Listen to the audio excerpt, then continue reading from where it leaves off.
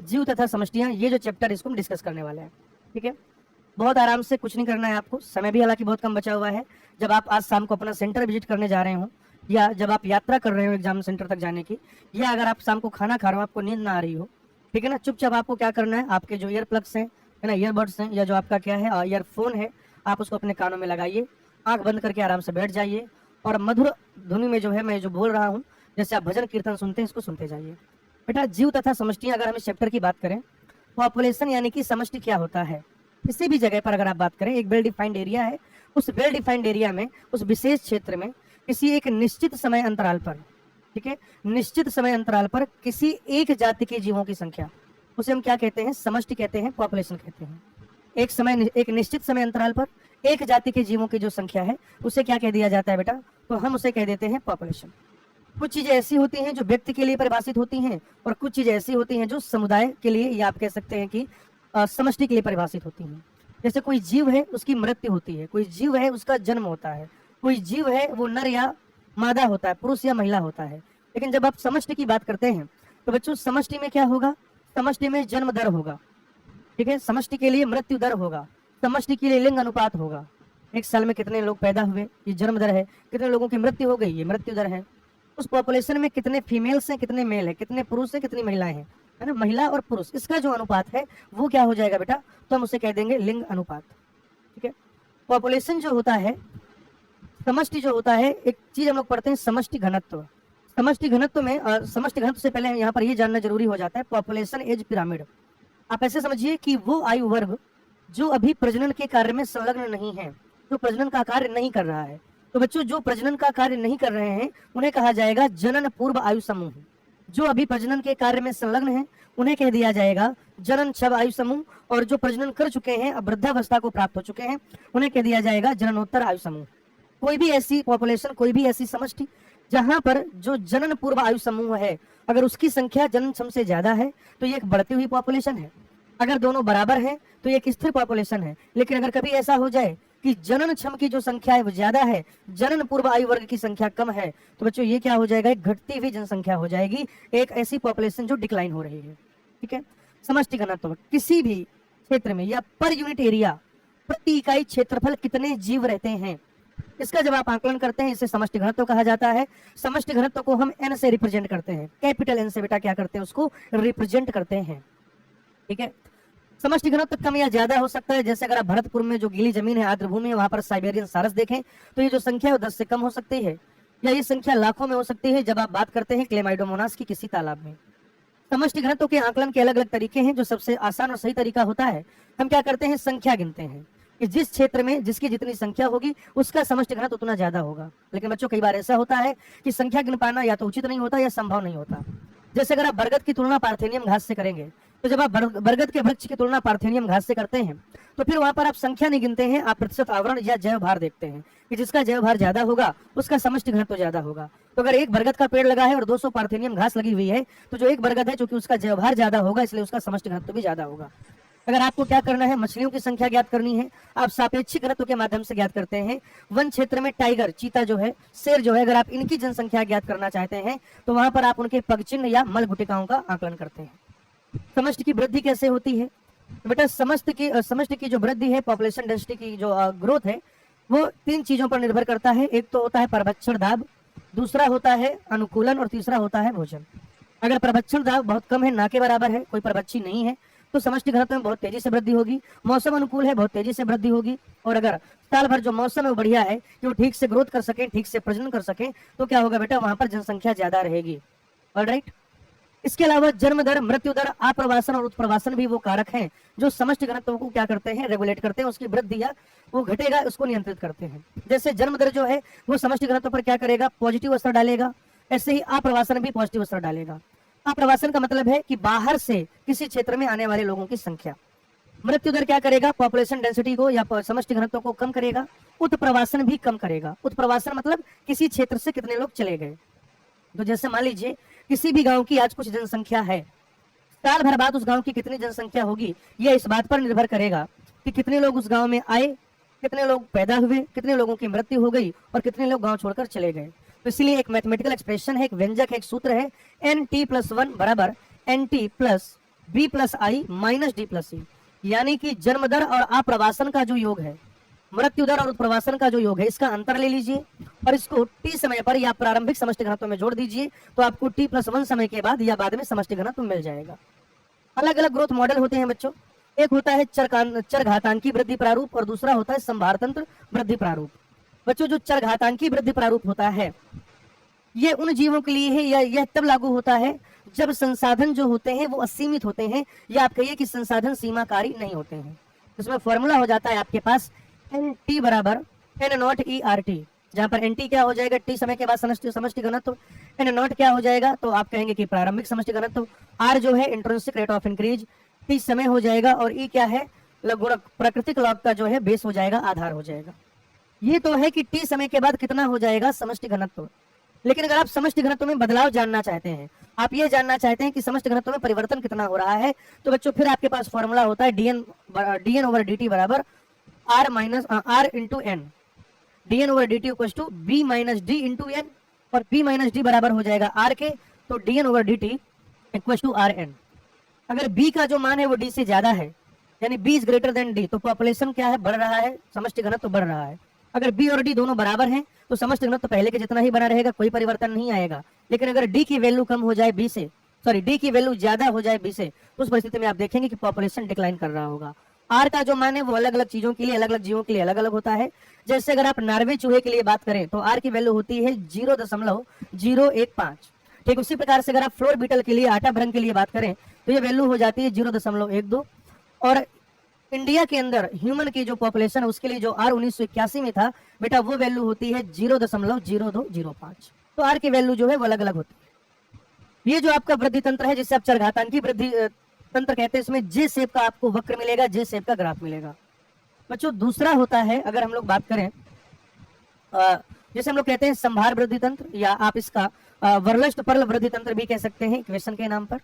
इसमें बच्चों क्या होता है, ऐसे जो आपके क्या हैं जीव हैं जिनके लिए संसाधन जो है वो सीमाकारी है, संसाधन जो है वो सीमित है।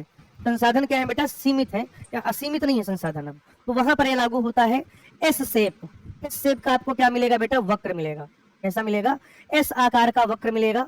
और आप क्या देखेंगे कि के जो होता है कैरिंग कैपेसिटी, ठीक है ना, के जो होता है यानी कि कैरिंग कैपेसिटी, ये जो कैरिंग कैपेसिटी है, पोषण क्षमता है, इस पर बहुत कुछ हद तक क्या होगा, समष्टि घनत्व जो है उसकी वृद्धि निर्भर करेगी। ये पोषण क्षमता क्या है, ये कैरिंग कैपेसिटी क्या है। तो आप कहेंगे कि कोई भी इकोसिस्टम मैक्सिमम कितने सारे जीवों को सपोर्ट कर सकता है, कोई भी इकोसिस्टम मैक्सिमम कितने सारे जीवों को सपोर्ट कर सकता है, ये वहां का पोषण क्षमता है। जिस दिन जो पॉपुलेशन इंक्रीज हो रहा है, अगर वो n की वैल्यू k के बराबर हो गई तो वहां पर आपको क्या हो जाएगा, स्ट्रेट लाइन मिल जाएगी, अनंत स्पर्शी मिल जाएगा, एसिम्प्टोमेट मिल जाएगा, जिस दिन n और k बराबर हो जाएंगे।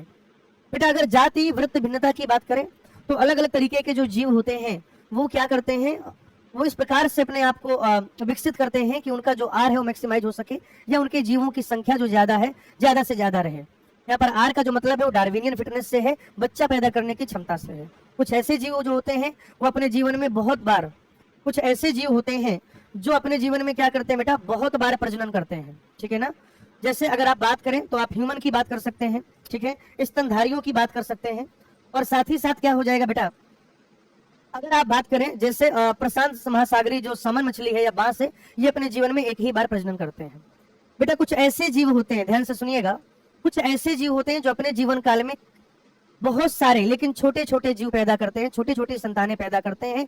इनको कहा जाता है आर चयनित जातियां, आर सेलेक्टेड स्पीसीज। जिसमें अगर हम लोग बात करें तो क्या हो जाएगा, एक तो हो जाएगा बेटा आपका ऑयस्टर और पेलेजिक फिश। लेकिन जो स्तनधारी हैं, अगर आप स्तनधारियों की बात करें, बर्ड्स की बात करें, पक्षियों की बात करें, तो ये क्या करते हैं, बड़े आकार के लेकिन संख्या में कम जीव उत्पन्न करते हैं। इन्हें क्या कह दिया जाता है, इन्हें के सिलेक्टेड जातियां कह दिया जाता है, या फिर के चयनित जातियां कह दिया जाता है। क्लियर। नेक्स्ट बेटा हमें पढ़ना है, हमें सुनना है समष्टि परस्पर क्रियाएं। कोई भी जीव अपना जीवन यापन करने के लिए, प्रजनन करने के लिए विभिन्न विभिन्न प्रकार से दूसरे समुदायों के साथ, दूसरी समष्टियों के साथ पारस्पर क्रियाएं क्रिया करता है। जैसे अगर दोनों जीव एक दूसरे को पॉजिटिवली अफेक्ट कर रहे हैं, दोनों जीव क्या कर रहे हैं बेटा, एक दूसरे को पॉजिटिवली अफेक्ट कर रहे हैं, यानी कि जो पारस्परिक क्रियाएं करने वाली दो जातियां हैं, दो पॉपुलेशन है, दोनों का फायदा हो रहा है, इसको क्या कह दिया जाएगा, सह उपकारिता कह दिया जाएगा। जैसे अगर आप कवक मूल की बात करें बेटा, तो कवक मूल में क्या होता है कि जो रूट है हायर प्लांट की और फंजाई, उनके बीच का एक संबंध है। कवक मूल क्या करता है, प्लांट को भोजन वगैरह अवशोषित कर, जो खनिज पोषण है और जल वो अवशोषित करके दे देता है, रूट से भोजन ले लेता है। या जैसे लाइकेन की बात करें, कवक और शैवाल या फिर नील हरित शैवाल का संबंध है। नील हरित शैवाल भोजन बना के देता है, शैवाल भोजन बना के देता है। कवक जो है वो वास स्थान उपलब्ध कराता है, और साथ ही साथ आप कहेंगे कि कवक जो है वो क्या करता है, अवशोषण का भी कार्य करता है। बहुत सारे पादप और परागणकारियों के बीच में भी क्या होता है, सहोपकारिता संबंध होता है। परागणकारी क्या करते हैं, जो पादप है वहां पे परागण करा देते हैं, और पादप बदले में क्या करता है, उनको अंडे सेने की जगह दे देता है। ऑर्किड और बम्बल बी में अगर आप देखें तो आपको स्यूडो कॉपुलेशन यानी कि क्या हो जाएगा, छद्म मैथुन देखने को मिलता है। ये क्या है बेटा, आप कहेंगे कि सेक्सुअल डिसिट या लैंगिक कपटता का भी क्या है, उदाहरण है। इसमें ऑर्किड की जो एक पंखुड़ी होती है वो मादा मक्खी के जैसी हो जाती है, तो नर मक्खी उसको मादा मक्खी समझ के क्या करता है, मैथुन करता है। इस प्रक्रिया में अगर आप देखें तो उसको सुख एक जो है ना, आप कहेंगे कि उसका अनुभव होता है और पादप का परागण हो जाता है। लेकिन प्यारे बच्चों, अगर ऐसा हो जाए कि मक्खी में कोई परिवर्तन हो उसके रंग रूप आकार में, तो फिर उस पंखुड़ी को भी अपने रंग रूप आकार में वैसे परिवर्तन करने पड़ेंगे, अन्यथा की स्थिति में नर मक्खी जो है उस पंखुड़ी के पास मैथुन करने नहीं जाएगा और उनका परागण नहीं होगा। दूसरा जो संबंध है कि परस्पर क्रिया करने वाली एक जाति का फायदा होगा, दूसरी जाति का नुकसान होगा। इसको हम लोग क्या कहते हैं बेटा, परभक्षण भी कहते हैं और परजीविता भी कहते हैं। ठीक है, अगर फायदे वाली स्पीसीज का साइज है बड़ा, जिसका साइज बड़ा है उसको फायदा मिल रहा है, और जिसका साइज छोटा है उसको नुकसान हो रहा है, तो इसको कहते हैं परभक्षण। ठीक है, जैसे गाय जो है घास चर जाती है, परभक्षण का उदाहरण है। आपने कोई बीज खा लिया, किसी चिड़िया ने कोई बीज खा लिया, ये परभक्षण ही है। या कोई हिरण है उसको शेर ने खा लिया, ये भी क्या है बेटा, परभक्षण ही है। परभक्षण ही वो प्रक्रिया है कि विभिन्न विभिन्न पोषण स्तरों के मध्य, विभिन्न विभिन्न पोषक स्तरों के मध्य हम ये देख पाते हैं कि ऊर्जा का स्थानांतरण हो पाता है, यानी परभक्षण ऊर्जा स्थानांतरण का भी स्रोत है। जैसे अगर आप देखें कि घास को बकरी ने खाया, बकरी को भेड़िए ने, और भेड़िए को शेर ने खाया। सूर्य से जो प्रकाश आ रहा था उसको ट्रैप करने का, उससे भोजन निर्माण का कार्य घास ने किया, और फिर ऊर्जा का स्थानांतरण शेर तक हो गया परभक्षण के द्वारा। परभक्षी जो होते हैं, जो शिकारी जो होते हैं, बहुत विवेकी प्रकृति के होते हैं, चतुर होते हैं, और कभी भी अति दोहन नहीं करते हैं अपने शिकार का, क्योंकि जानते हैं यदि अगर शिकार खत्म हो गया तो हम भी खत्म हो सकते हैं। आप देखेंगे बहुत सारी जो कीटनाशक विधियां हैं या जो पीड़क नाशक विधियां हैं, ये भी क्या है, परभक्षी शिकार रिलेशनशिप पर आधारित है, परभक्षी शिकार संबंध पर आधारित है।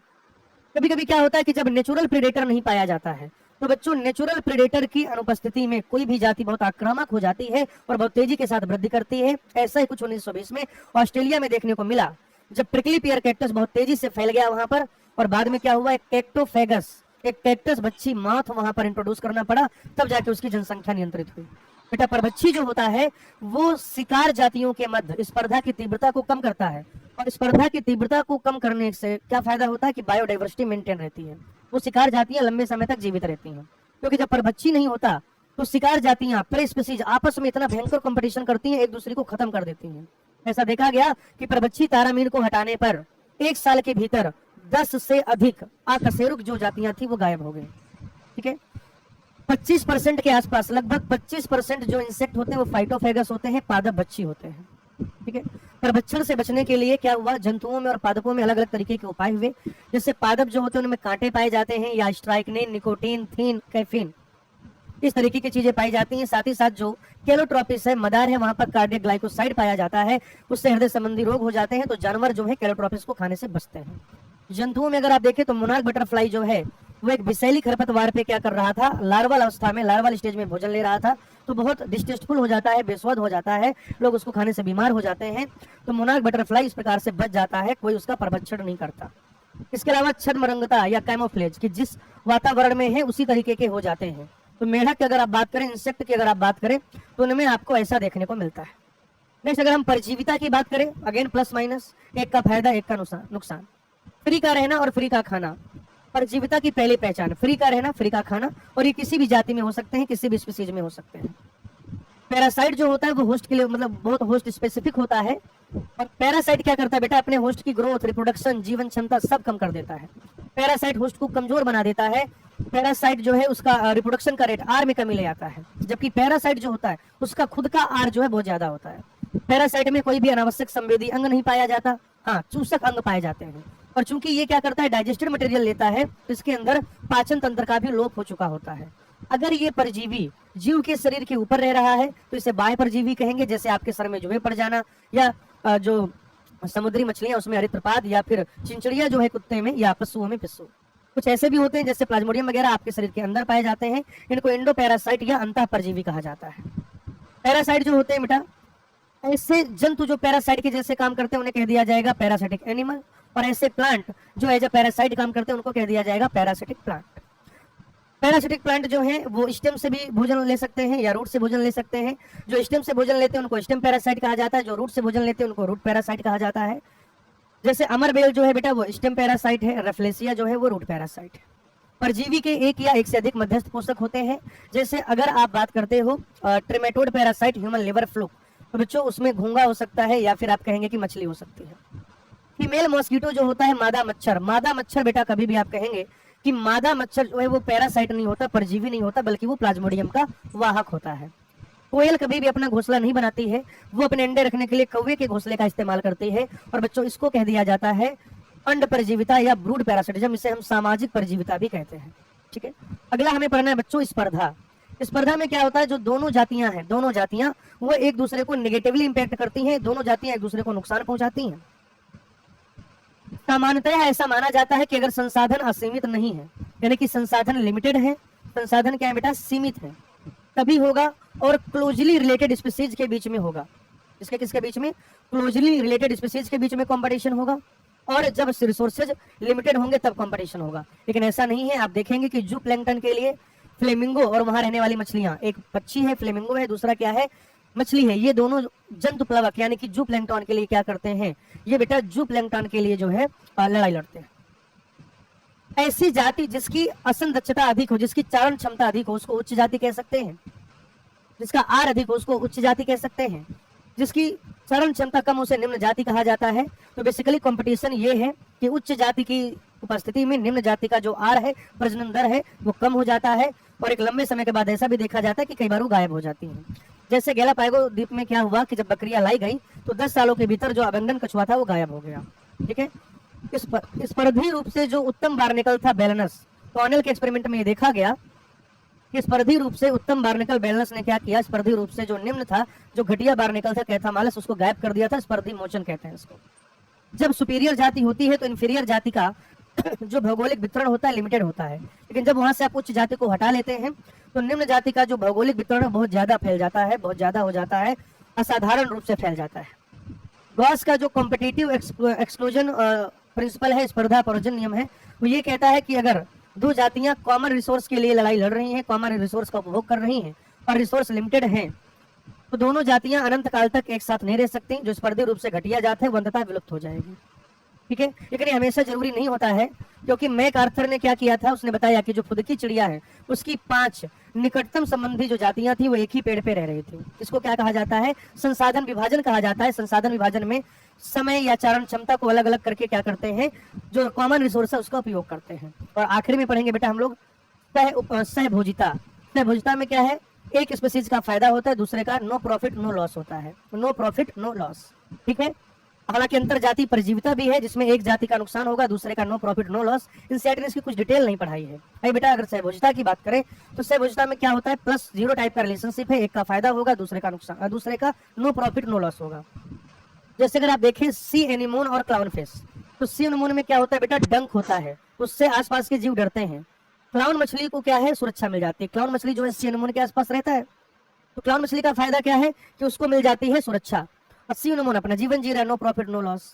या जो वृक्ष है और ऑर्किड है अधिपादप, तो अधिपादप जो होते हैं जो वृक्षों के ऊपर रहते हैं, ये उस पर लटकते हैं और वायुमंडल से क्या करते हैं, आर्द्रता लेते हैं, तो इनका फायदा हो गया बेटा। लेकिन आम का जो वृक्ष है अपना जीवन जी रहा है, no profit no loss. Barnacle जो है वो वेल की पीठ पर रहता है, बार्नेकल जो है वो वेल की पीठ पर रहता है। वेल जा रहा है, उसको भी बार्नेकल को नई नई जगह मिल रही है, नई नई भोजन साइट मिल रही है, वेल अपना जीवन जी रहा है, no profit no loss, barnacle का फायदा हो रहा है। या फिर चारण पशु और बगुला पक्षी, कई बार आपने देखा होगा कि जहां पर पशु वगैरह चढ़ते हैं उसके बाद पक्षी भी उनके पीछे पीछे कुछ चुग रहे होते हैं, खा रहे होते हैं, बगुला वगैरह। होता क्या है कि जब ये पशु चल रहे होते हैं तो मिट्टी पलटती है, और मिट्टी पलटने के परिणाम स्वरूप यह देखने में आता है कि जो सॉइल इंसेक्ट है, मिट्टी में जो छुपे हुए इंसेक्ट है वो ऊपर आ जाते हैं और पक्षी उसको खा लेते हैं। तो बच्चों बहुत ही कम समय हमने ये चैप्टर पूरा किया। मैं उम्मीद करता हूँ इसका बहुत ही ज्यादा फायदा मिलेगा।